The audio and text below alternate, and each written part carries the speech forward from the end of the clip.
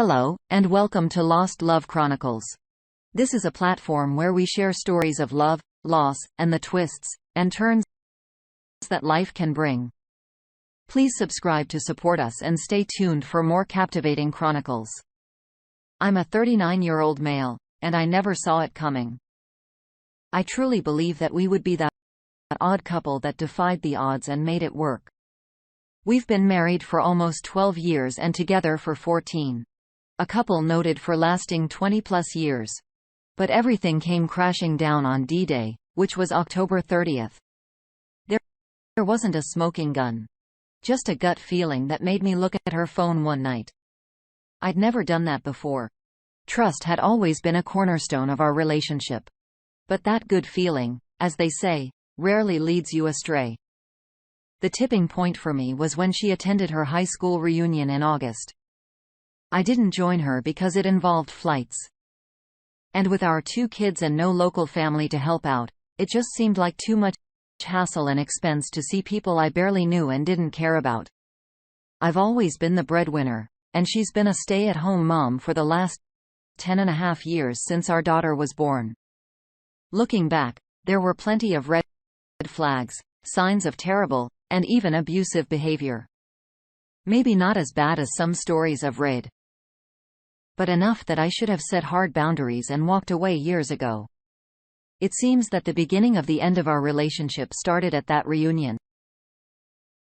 She swears that nothing happened there and that he's not a boyfriend from her past, but I can't believe a word she says anymore. In September, a family member went into hospice, and I rearranged my work schedule to take care of the kids so she could spend time with them one last time. Sadly, the family member passed away, and she extended her stay for a week to attend the funeral. However, it became apparent that she was also spending time with her new boyfriend during this period. There were lots of texts via Facebook Messenger, talking about how they were meant to be together and how in love they were. It's honestly hard to stomach. What made it even more surreal was that she even attempted to meet up with him in Nashville to attend a game, and she had the audacity to ask me to come along. To which I reluctantly agreed. It was a high school friend, someone I initially trusted, and I didn't think anything of it. At the time, I was traveling every other week for work, and there were attempts to have him come visit. We live on the East Coast, and he's in North Dakota. She even invited him to stay at our house with our kids, though he didn't seem comfortable with that arrangement, and they had a falling out shortly before D-Day. Despite that falling out, she continued to pursue him with a sort of desperation that made it clear she was still strongly infatuated with him. My world was devastated. I couldn't eat, couldn't sleep, and couldn't focus at work. I desperately did the pick-me dance for a week, maybe 2, seeking support from family, friends, and a coworker who had been through a similar ordeal and was 2 years into the healing process. They helped me learn to focus on myself, something I had neglected throughout our relationship. I started exercising and leading, trying to regain a sense of self-worth, but she seemed lost, unsure of what she wanted. She claimed it wasn't about him, that she loved me, but wasn't in love with me. And she recited all those cliched lines we've all heard about. Somewhere around the beginning of December, I was reading No More Mr. Nice Guy and decided to set a firm boundary. The affair partner had to be out of our lives. No contact, or I would end our marriage. I told her during the picnic dance that I was terrified of losing her, but that day, I clarified that I wasn't scared to lose her. I just didn't want to, and that I wouldn't hesitate to end things if she didn't respect me. Follows her, or if she truly wants to separate, but is too weak to initiate it herself. Ultimately, it seems like she wants to have her cake and eat it too. The comfortable lifestyle I provide, along with the freedom to do whatever she wants. Like many others I've read about in similar situations, she appears to be acting selfishly and entitled. Following the advice of my attorney, your state laws may vary.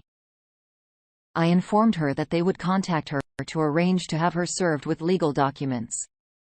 However, she's been avoiding their attempts to contact her, continuing her pattern of running from problems and hoping they would just go away. To be fair, I've always accommodated that behavior. I've allowed her to run from problems in the past, but this time, she can't escape it. I'll take a financial hit. And that part really sucks. I've always viewed what I make as hours of my life, and it was never supposed to come to this. It's frustrating that she chose this path and still somehow feels entitled to my retirement and home equity, but it is what it is. I try not to dwell on the bitterness. I've been focusing on spending quality time with my kids. Skiing with my 10-year-old daughter and engaging in Nerf gun battles and playing with plastic army men with my 5-year-old son have become my priority. I continue to exercise to keep myself mentally and physically healthy. I know there will be a battle ahead because I don't think she's fully accepted the reality of the situation. She can't fight me for the house, and I can buy her out. We're still cohabitating, but that's temporary. The day will come when she'll have to find full-time employment. She has a 4-year degree, teaching certificates in 3 states, and had a few years of teaching experience before she got pregnant with our daughter.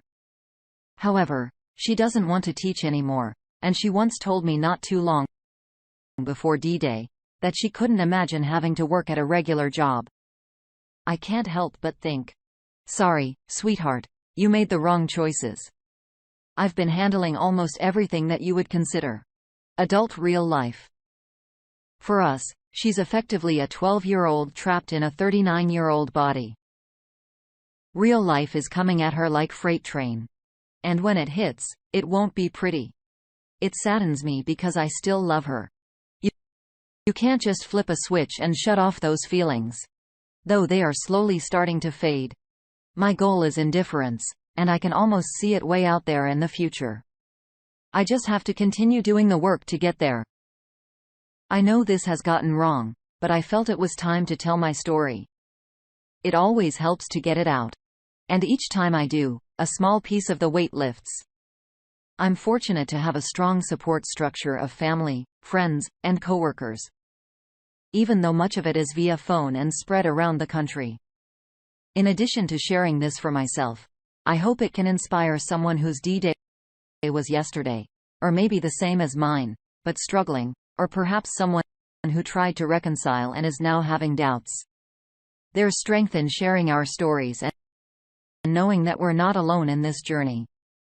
I want to emphasize that reconciliation isn't impossible, but it does require both partners to be fully committed to the process, with a focus on the betrayed spouse's needs rather than her own. Unfortunately, in my situation, my soon-to-be ex-wife has been primarily focused on herself, and that has made it extremely challenging to move forward together. Here's what worked for me, and I hope it might help someone else who's going through a similar situation. Supportive online communities.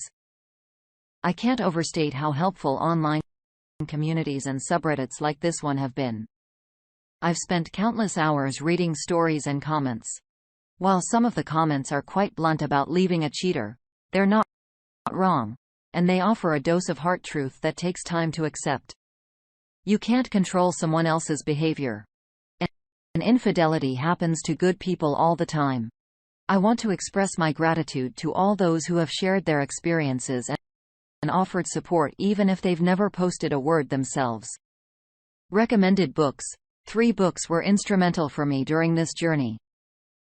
No More, Mr. Nice Guy, Leave a Cheater, Gain a Life, and The Storms Can't Hurt This Guy.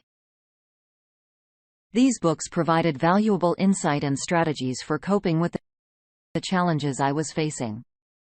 Exercise and self-care. I wasn't obese, but I wasn't in my best shape before D-Day. I've since lost about 15 pounds, and after a few weeks, I was able to eat again, so it wasn't just from the stress of the situation. Feeling better about my body has also boosted my self-confidence and encouraged me to dress well because, as they say, look good. Feel good. Doing things for myself. No matter how small, it's essential to do things that make you happy. Over time, you'll find yourself taking on more significant challenges. For example, wife invited me to join.